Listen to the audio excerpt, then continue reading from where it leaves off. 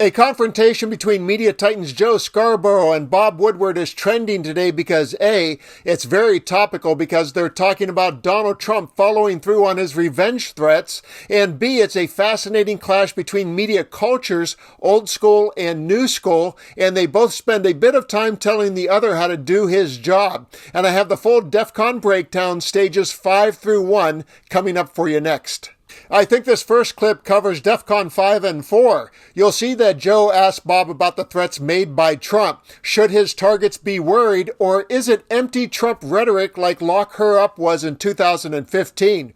Bob encourages the world to take heed, but then lectures Joe on how the media, like him, should react without emotion. Let's see how that goes. What should Americans make of Donald Trump saying that he was going to arrest Liz Cheney or put her in front of a firing squad, that he was going to arrest Mark Milley, that he was going to shut down CBS News? Was that just Donald Trump on the campaign trail talking, or should he be taken at his word? Because his own supporters said, oh, he doesn't mean any of that. He's just saying that to rev up the crowd.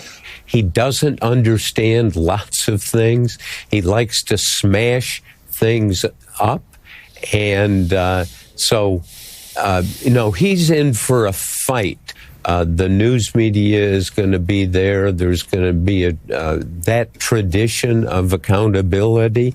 I know your network, the other television networks. So we're going to have a fight, but let's keep it factual.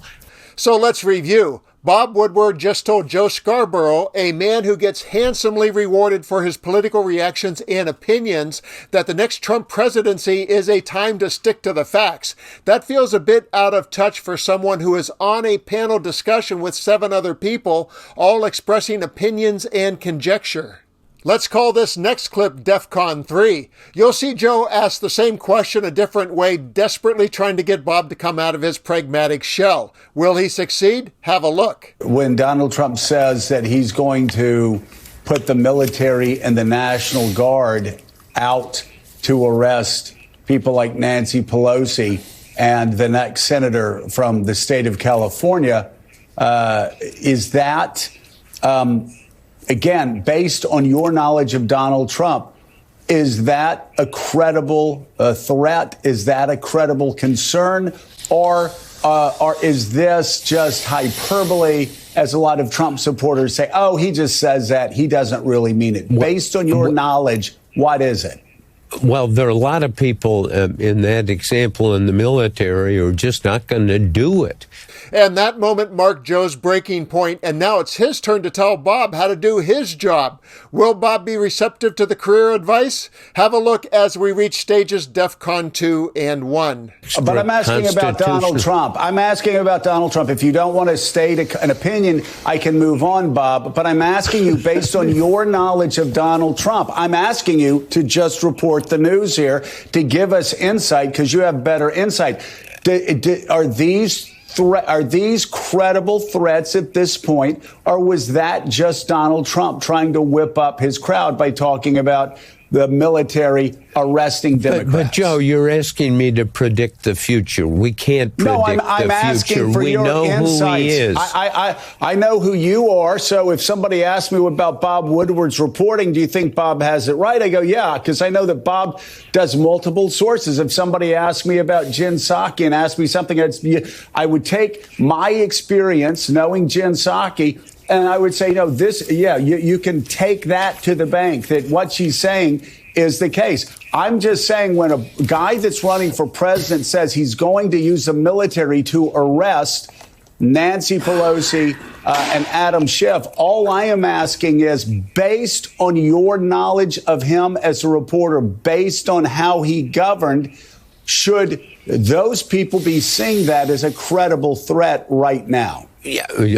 indeed worried, because there is immense, as we know, concentration of power in the president. He can do all kinds of things. Is Trump going to be Trump? Quite possibly. And there you go. Joe tried to light a fire under Bob and was unsuccessful. But Woodward did concede that yes, we should be concerned about Trump's threats. But did you hear that last part? He said Donald Trump will quite possibly be Donald Trump. Quite possibly, as if Trump has a pause switch on that impulse control that is somehow followed by moments of quiet reflection and yoga with Melania. Will someone please tell Bob there is no quite possibly and there is no pause switch. Trump is guaranteed to be his unhinged self and go scorched earth for the next 4 years. But as a member of old school media, Bob Woodward tries to maintain a place in the middle, which is in his journalistic DNA. But by doing so, he may be outing himself as a media dinosaur, and today many on the left have been critical of his appearance on the show. As for me, I'm fine with Bob Woodward being one of 7 talking heads on a panel discussion. He's earned his place at the table, but on this occasion, he definitely missed the opportunity to package and deliver his unique wisdom for the Morning Joe audience as opinion.